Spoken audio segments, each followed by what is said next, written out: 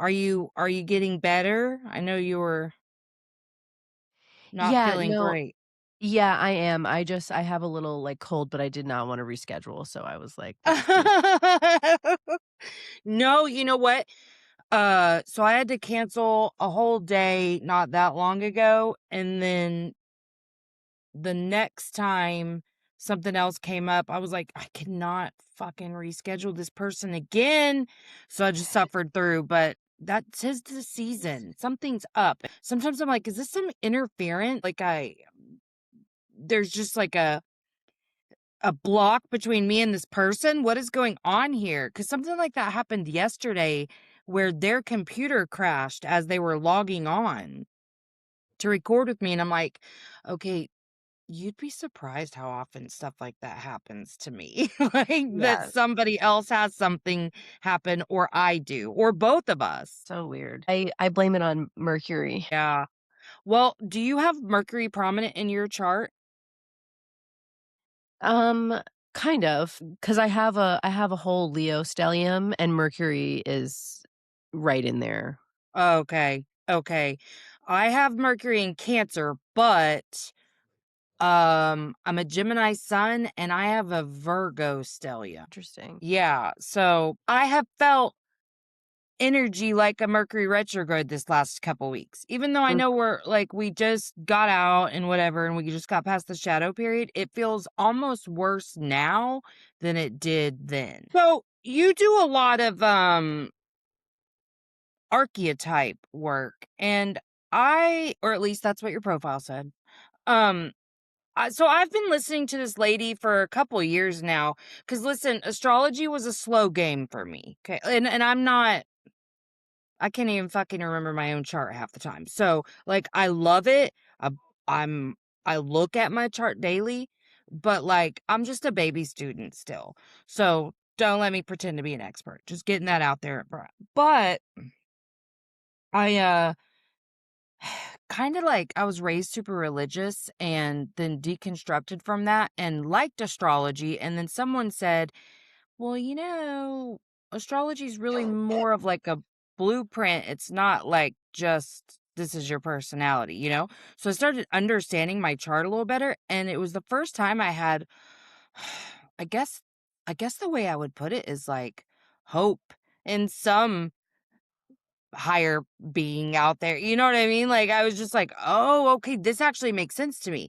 And so as I started to understand my chart better, I had gone to a medium somewhere in there, and he said things that were very triggering to me that I now believe in, but at first I was not ready. Like, like we pick our experience, things like that.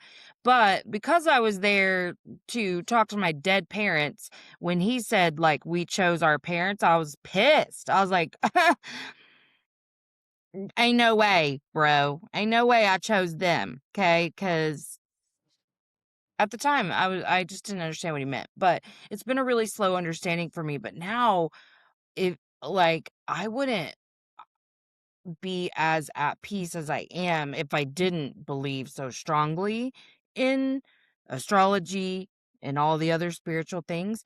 But I first started listening to this lady a couple of years ago, and that when I first started listening, a lot of the stuff she said felt pretty out there to me. And then the longer I've listened, it's not just her, it's just more understandings come. And I'm like, okay, so the longer I've listened, the less crazy it all seems.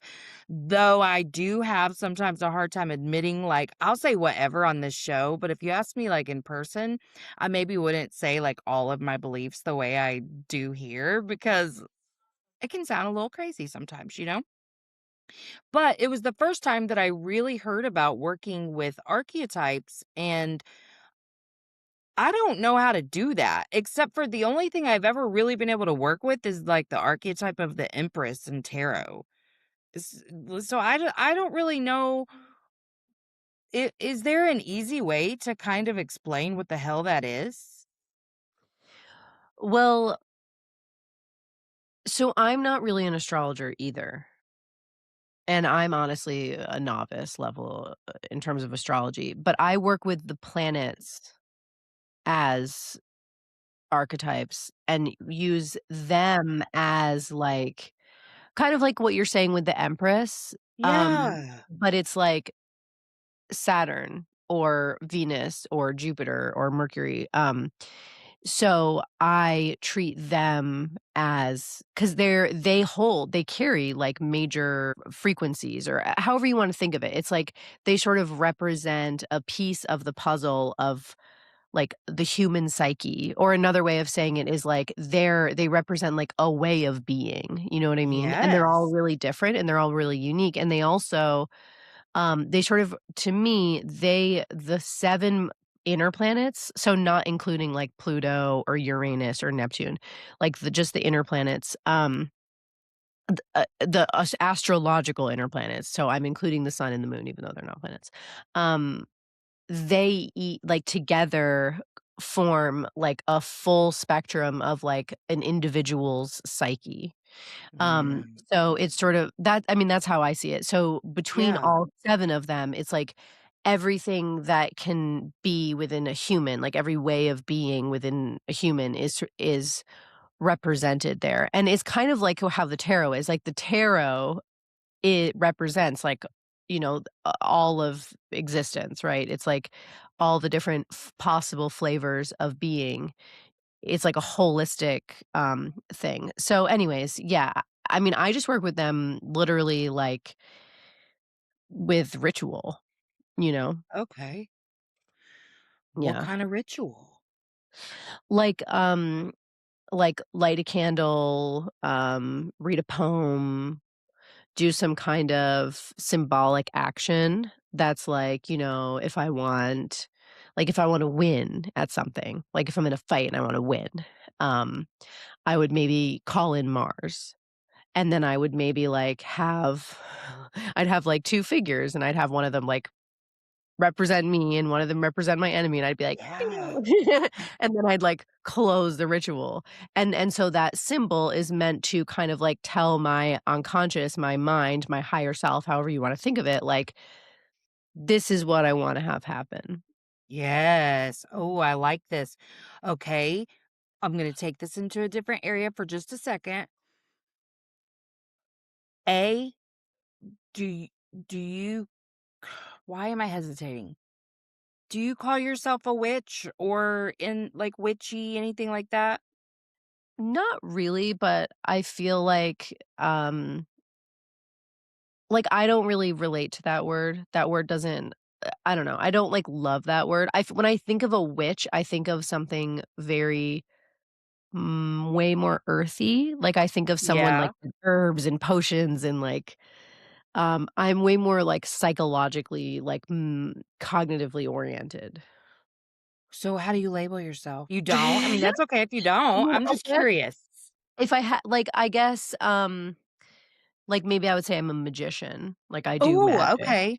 Um Yes. Okay. But not like a sleight of hand magician who's putting on a performance, so that can get confusing. I have actually worked as a priestess, so maybe priestess, but I don't, like, totally love that word. Ah, there's times, probably only because of tarot, but there's times when I can like feel the embodiment of that word. Most of the time, not though. Like I'm not as drawn. Like I wear the Empress earrings a lot, but I have High Priestess earrings, and I've only worn them a few times. Like, cause it's there's this couple times where I'm like, yeah, but, like, most of the time, I don't know, divine feminine just really feels me, you know what I mean? Mhm, I don't know mhm. why I was even asking you that, truly, I had nowhere to go with it, I just was curious, but I was wondering okay, let me remember, shouldn't have asked you a question I didn't need the answer to, damn it. Um, You can ask me whatever you wanna. well, I guess I'm just curious too, like, when you I guess the reason I asked, about the word witch is because I don't really know another name for where I was going, but I like magician too.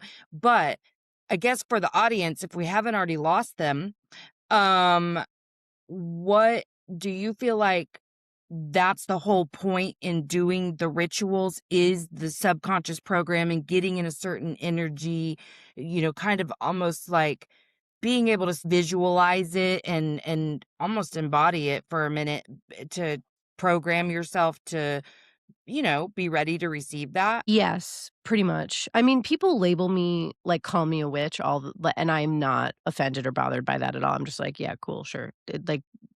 I think so I have a degree in cognitive science, which is all about, like, understanding the human mind, and, Mhm.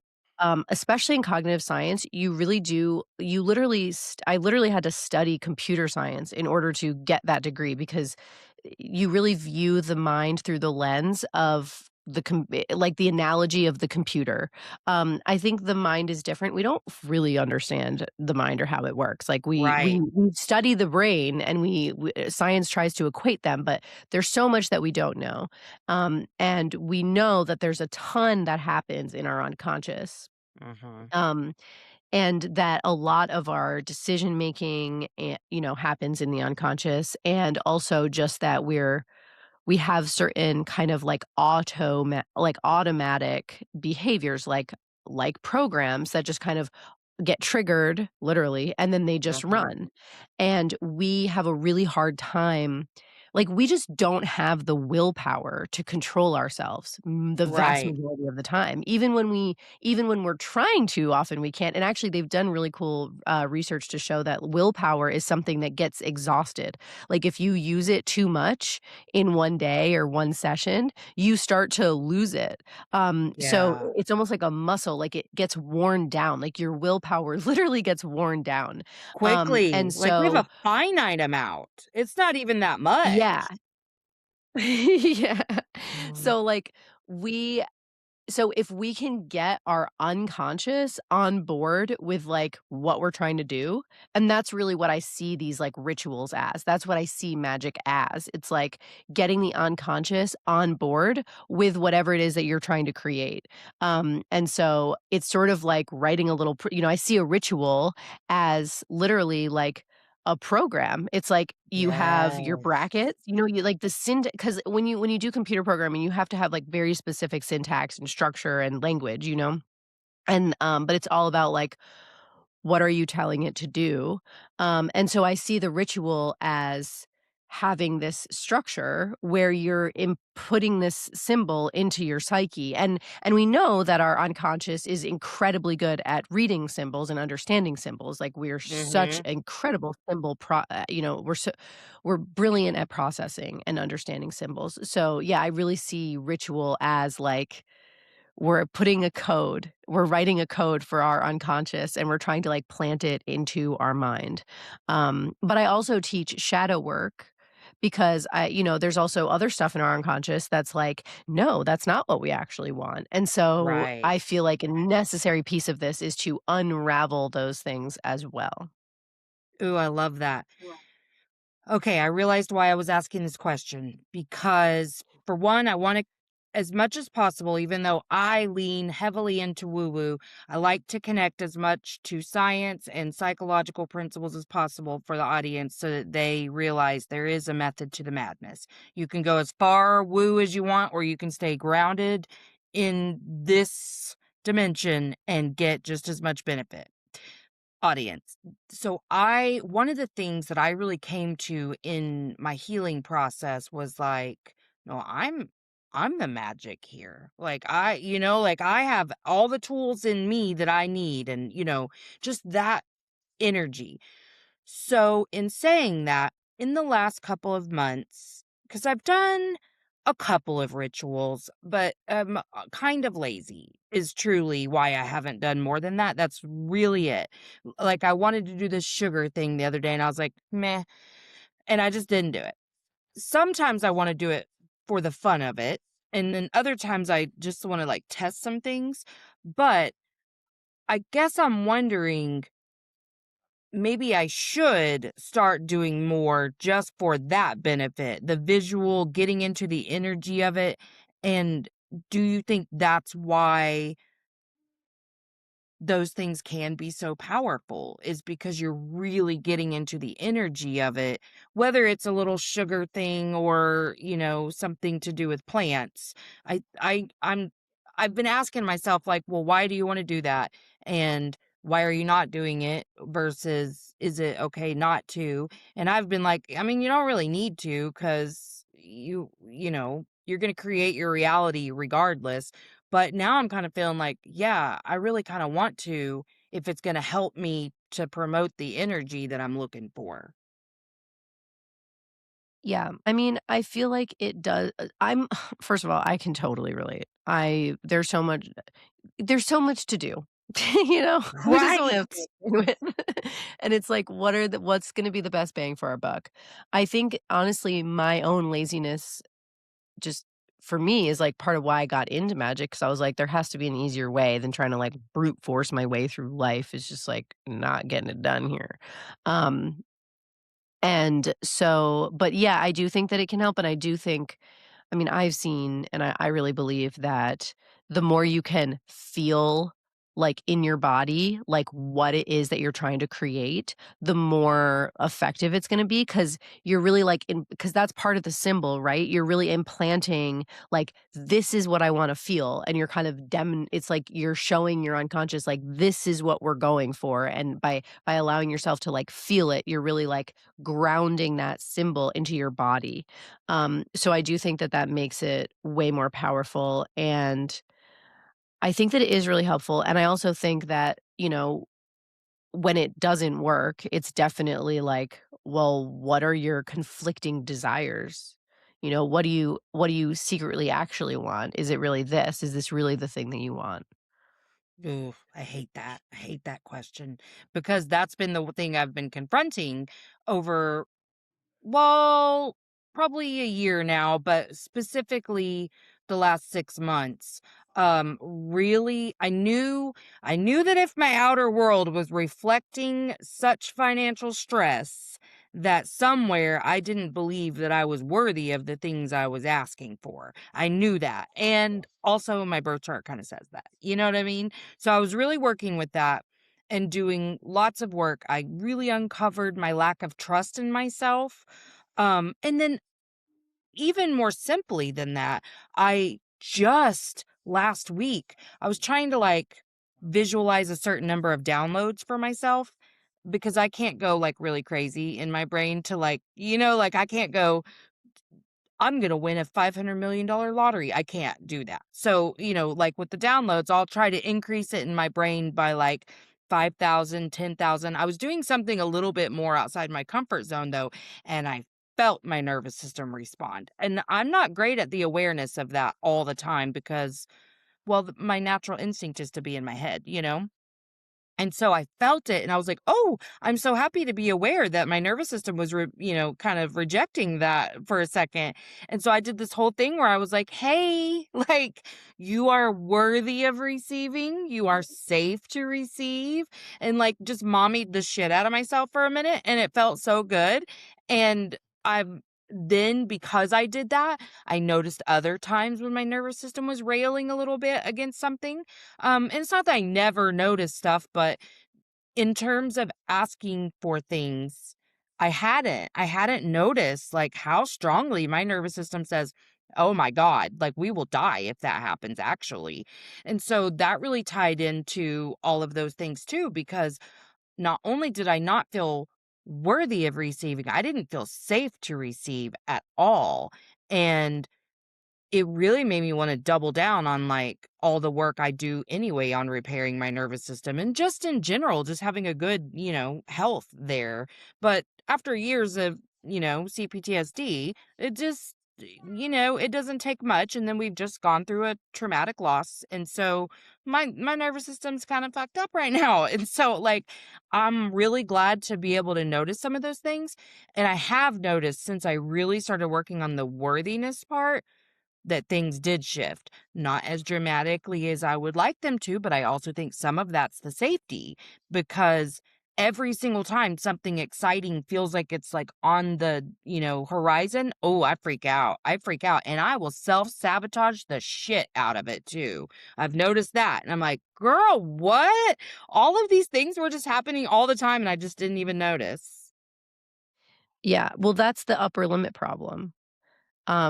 Gay Hendricks wrote a book, I think it's called The Upper Limit Problem. about this, and it's so poignant. It's so true. It's like like, literally the sensation of getting the thing that we want triggers us. Like, we're Yes. actually triggered by getting what we want. And so we avoid it. And then like, the fact that you saw that, though, without having, like, studied that book and, like, you know what I mean? Like, that you just saw that in yourself is honestly, like, really impressive, just, like, really, really powerful self-awareness, because that is exactly like, I think we all do that. You know, we have, like, a certain amount of receiving, and we have a certain capacity for, like, what we're willing to experience, and a lot of times, it's very limited to what we've already experienced, and, Mhm. we also, on the same note, we identify with those things. So, like, if Oh, I that's a have great the point. identity of, like, a broke person, like, if I'm broke, like, even just saying that, it's like you're creating an identity around it, and so your identities sort of, your beliefs about yourself they literally emerge out of your identities. So if you're Yeah. like, "I'm broke," and you believe yourself to be a broke person, not like I'm experiencing brokenness, that's totally different. Mhm. That's not Right. who and what you are. But if you're like, Mhm. "I am broke," then it's like, well, what does it mean to be broke? Well, it means like you don't have any money, and even if you get money, you have to spend it right away, and like you can't hold on to it. And there's all these like things that kind of come along with that, and so then those are your beliefs, like those like core beliefs, and so this is where I kind of get into like the shadow work, and I also do think that magic helps with this because you're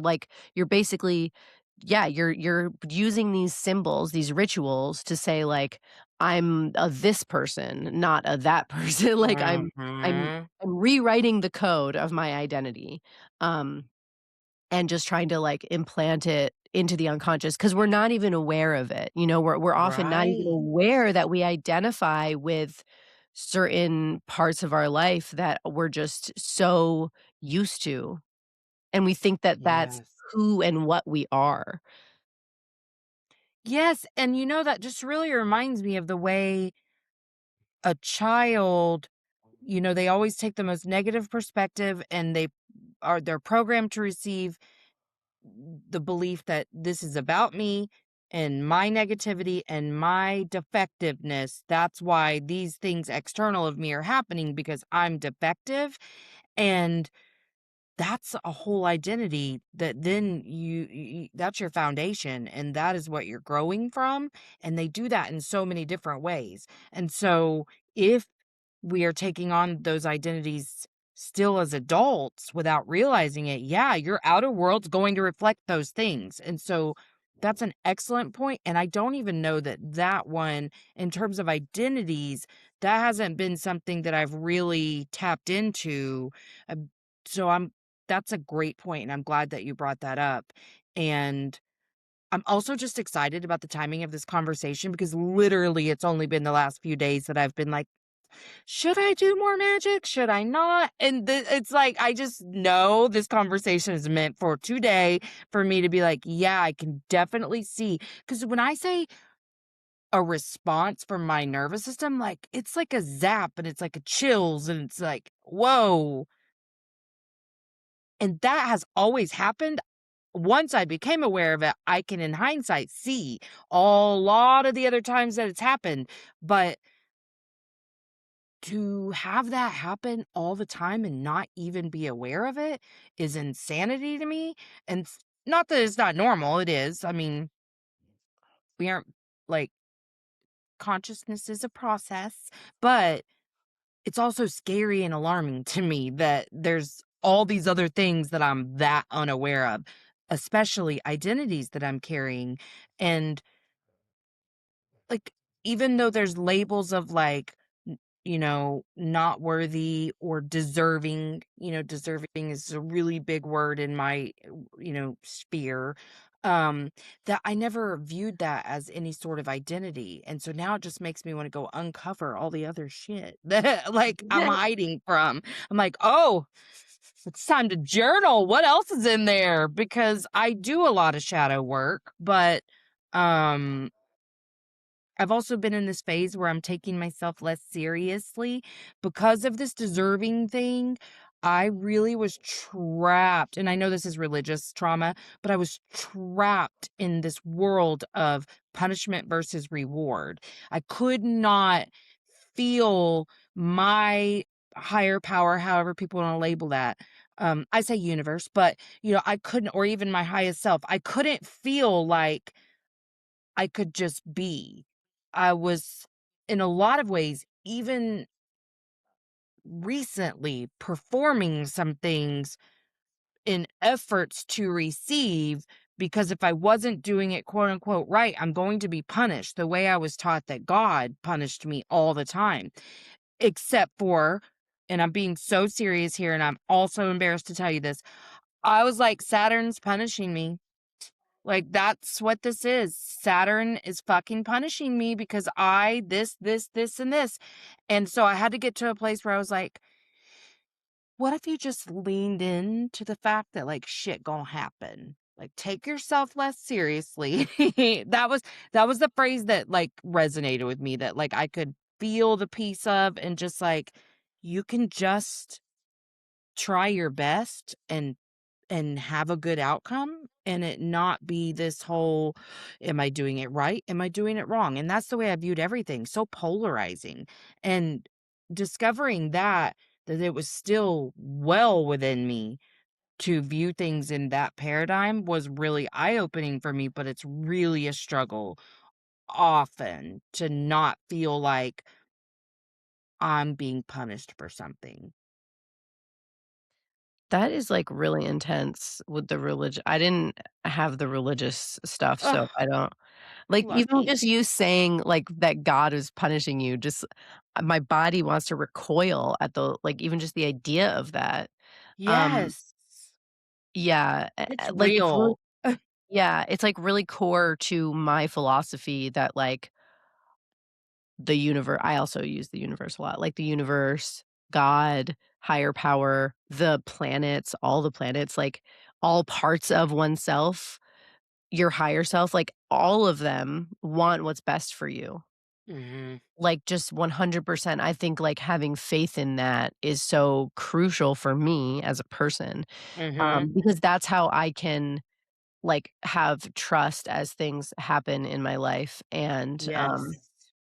yeah, and I do feel like so much of our life is, like, nervous system management. It's like Mhm. I just feel like I'm like a nervous system just, like, walking around, just, like, exposed to the world. Yes. Oh my Yes. gosh. God, Yeah. I relate to that so much. It's like, I almost feel like that's my face, like that, like, I can't believe it's not the first thing everybody sees about me, because it is right there in front of me all the time. It's the thing I'm the most attuned to now, which is a good thing. I definitely am so glad to be so aware of it, but it's sometimes exhausting to be like, I mean, especially when I'm constantly having to coddle myself, which I'm using that word and I don't mean it as negatively as it sounds, but like where I'm like, Melissa, you're safe. Like, everything's safe. Like and then sometimes if I happen to be working with a man, they get all pissy when you use the word safe and unsafe. Like, well, you feel really safe, unsafe in conflict. I don't feel unsafe. And I'm like, well, you fucking do, or you wouldn't be responding the way you are. You know what I mean? But it's just like my whole world revolves around creating this sense of safety, and I'm always using that word. And I'm like, I have to create the safety for myself. I'm the container, just all the time. And there are times when it's exhausting. And I think that's why I was like, take yourself less seriously. But I like the way you said it too, where it's all for our highest good. And I have to lean into that a lot, where I'm like, it's not about punishment or reward or even course correction. It's not even about that, because I'm serious when I say I felt very afraid of Saturn for a minute, and I think it's just because my Saturn return was rough, and just Saturn transit are always my, best friends, and so I was literally transferring what I felt for God onto Saturn. I mean, truly, I was really scared, but I've had to get to this place where I'm like, your highest self is already so proud of you. Like, cause I say a lot like that through experiencing tragedy and all the things that come with that, I had to really be like, okay, I still feel this deep sense of purpose and meaning in this life. And I want to double down on accomplishing whatever it was my little soul wanted to accomplish here. So I do make a lot of jokes, even though I'm being dead serious about like just I some days I just visualize my highest self just like cheering for me whenever I, make it back and being like, you did it, you did it.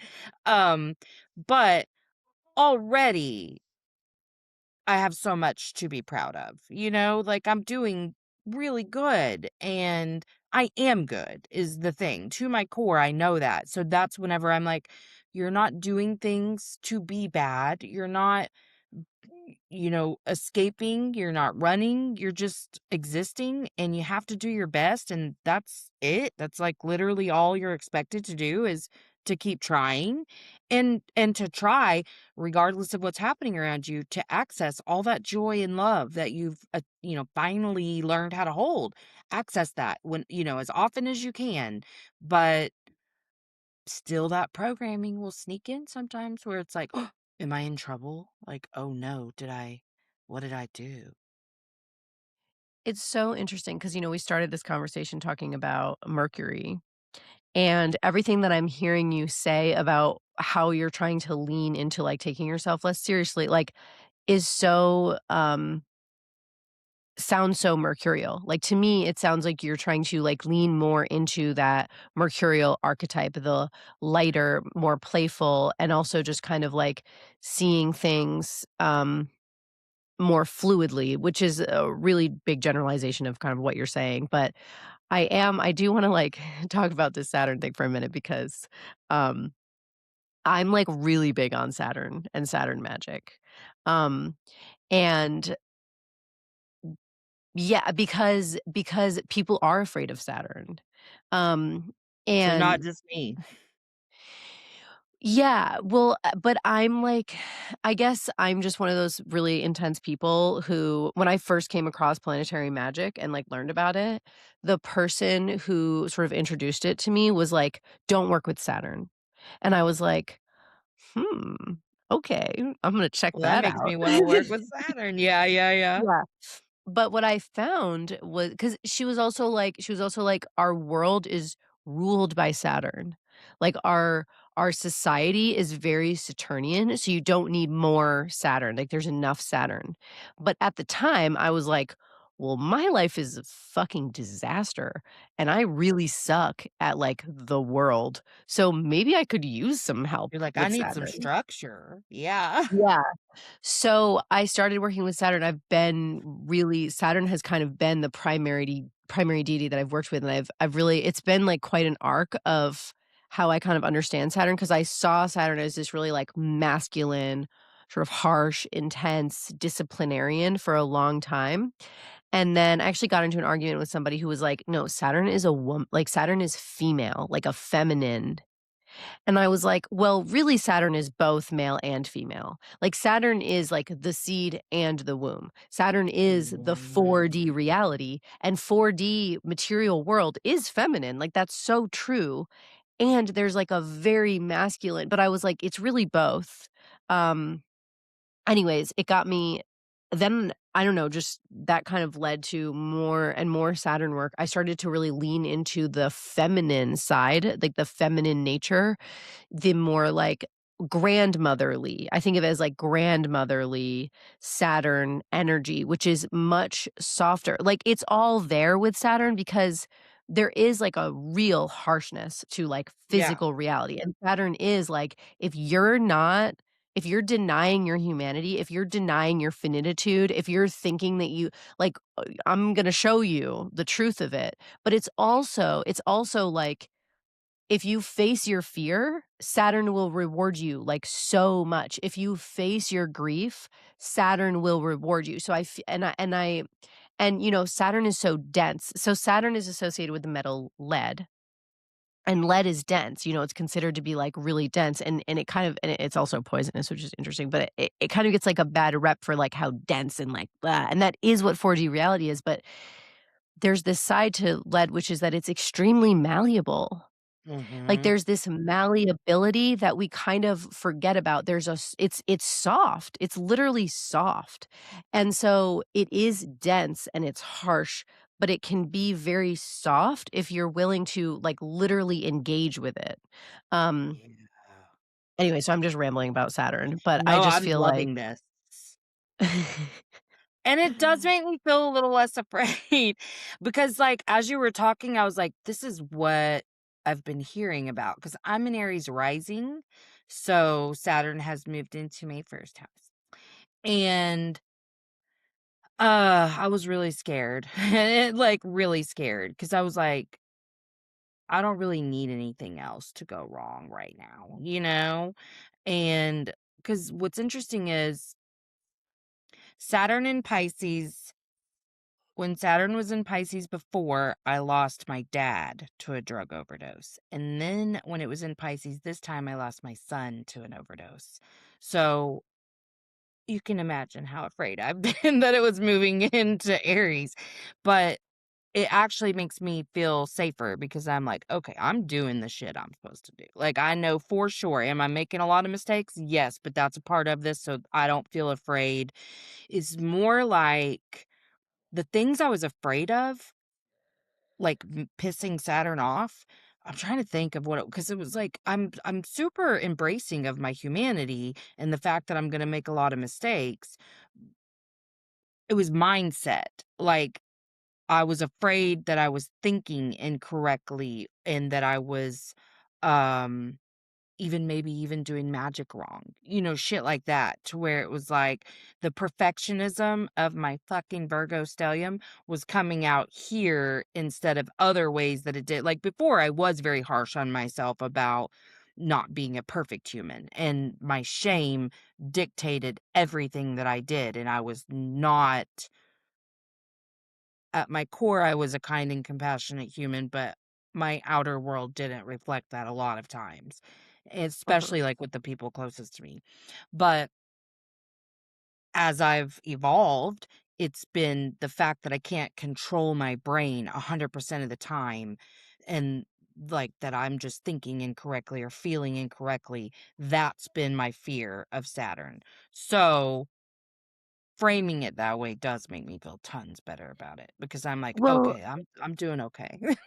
well, Saturn actually yeah, I feel like a lot of people see Saturn as this, like, really, like, harsh, like, master with, like, chaining you down, and, it's actually though like, Saturn actually demands balance. It's like nature has balance.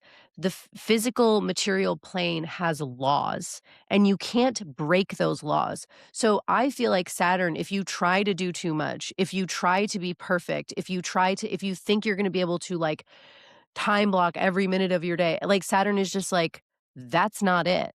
It's actually like, "No, you have to honor your humanity, you have to eat, you have to rest, you actually have to take care of yourself." And this is where it is more this, like, sort of grandmotherly, like, "But are you eating your dinner?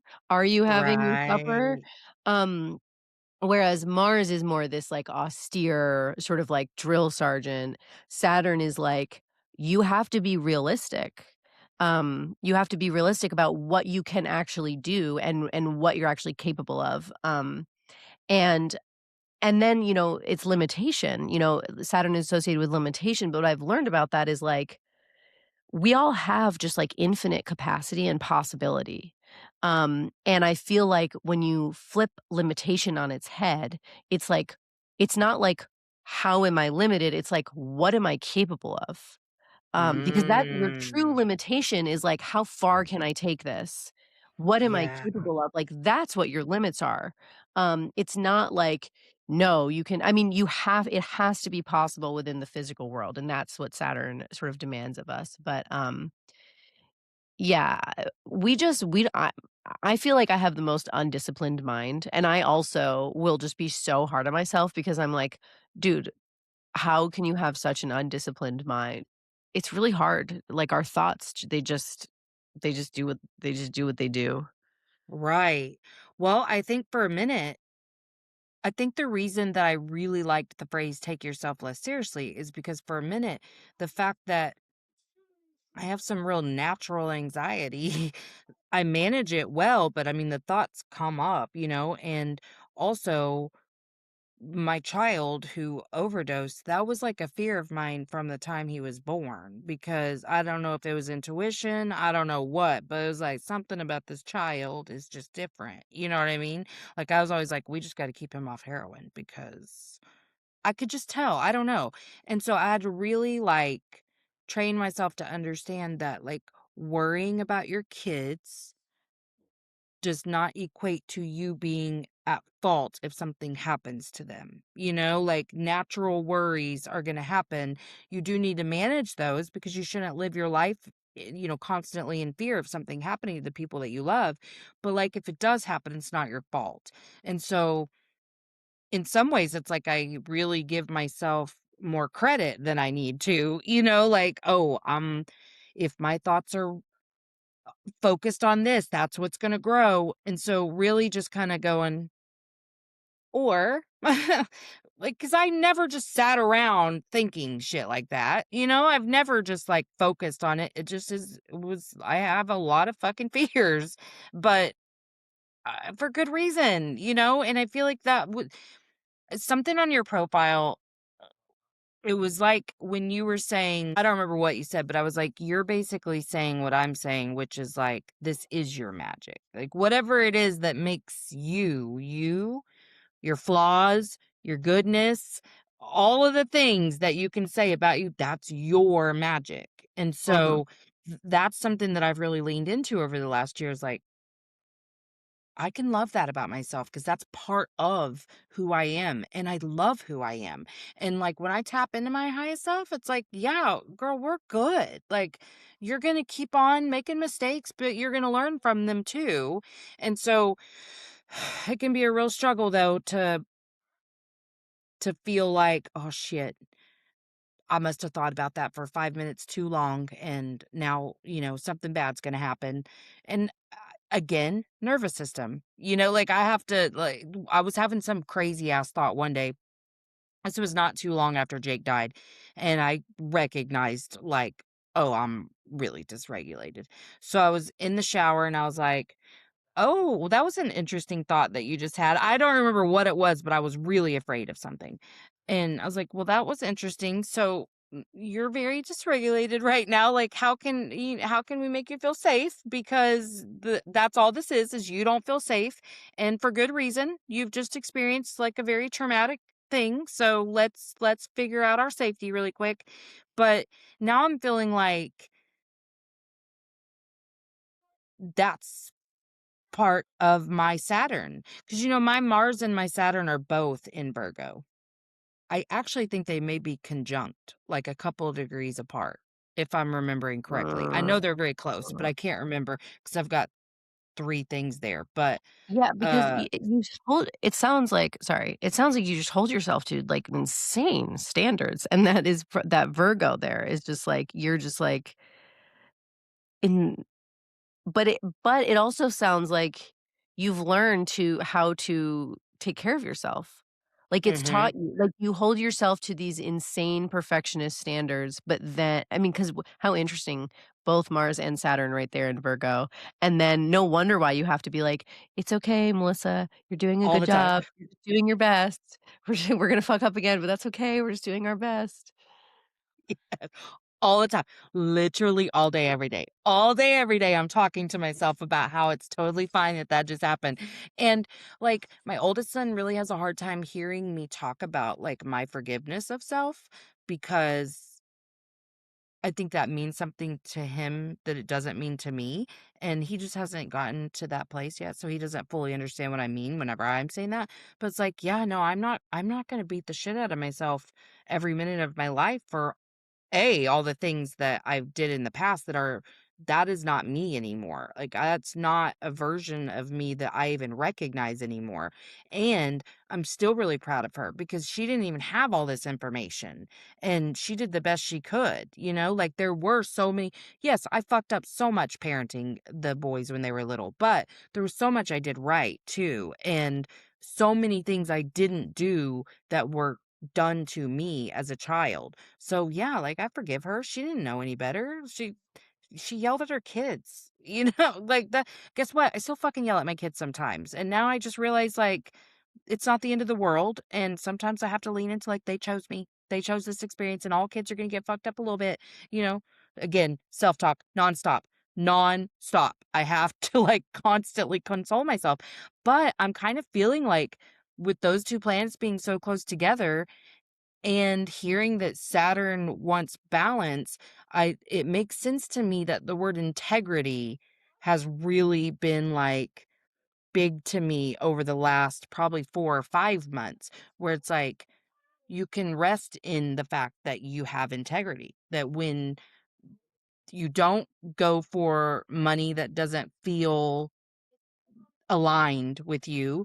You will put your rest and well-being above almost anything. You will do the hard things because it feels aligned. Like that feels good. And I think I am being I am a little I have felt a little season of reward lately, but I'm just trying not to like think like that because I don't wanna feel like I was punished either, but I have felt like, okay, my efforts are paying off because while I didn't see before and I was doing a lot of this, but it was that mindset. I hadn't connected the 2 where I embodied it. Like, at the time, it was just like I was going through the motions. It felt like it was what I was supposed to do, but I hadn't quite learned the lesson. It hadn't clicked, if that makes sense. Like, I have to think something and then experience it for real and then integrate it. And now that's where I feel like I am is integration on a lot of those concepts. But for a while, I was just kinda doing what felt natural, but not necessarily with any understanding.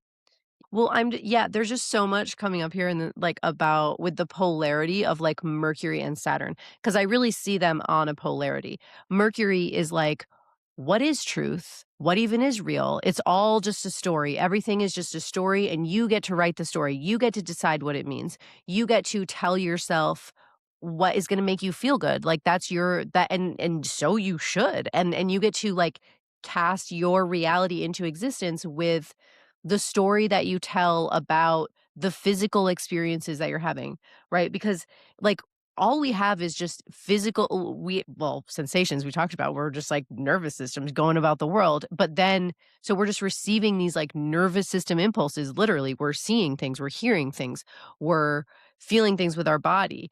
And then we're making stories, we're making meaning out of it. That's what Mercury does. And so it's like choosing the meaning that makes you feel good, choosing the meaning that empowers you, choosing the meaning that makes Yeah. sense and reinforces like who you want to be and like what identities you want to have. And then on the other side, Saturn, because yeah, and so over here with Mercury, it's like there is what even is truth? What even is truth, you know? But with God, Saturn, no, but that's so great because I say shit like that to myself all the I know, time. I'm like, I I know. am so fucking connected to Mercury. Yeah, but there no, but you're this is what I'm saying. I really see you holding this polarity so well because you are doing that. And even what you just said where you were like saying how you're telling yourself these things that make you feel better and you're not going to tell yourself the stuff that just makes you suffer anymore. But at the same time, you're talking about integrity and what's like ringing for me is this Saturnian sense of truth that I think of as like truth with a capital T. It's like for Mercury there is no truth. But for Saturn, it's like no, there is. There's a physical truth and also there's a personal truth. There's a Mhm, there's like what mhm. is true for you? And that is kind of what integrity is. It's like your truth is like all you can ever really do is honor your sort of truth with a capital T. And if you're in alignment with that, you're in integrity with yourself. And if you're out of alignment with that, then that's where you're going to come up against like major friction from the material world, from Saturn, from just like everywhere. And so it's this sense of like, but there is the physical world, and there is this 4D reality, and there are certain, like, things that if you deny yourself, like, your feelings, your grief, your pain, your, like, the the truth of death, like, it's just it's scary because it's so heavy, it's so heavy, like, life and death is kind of the ultimate polarity. So you're really, like, holding both of those in just such an intense way. It's like both the integrity and, like, honoring the truth that, like, kerthunk in your body, like, this is what it is. And then also, though, telling yourself the stories that support you.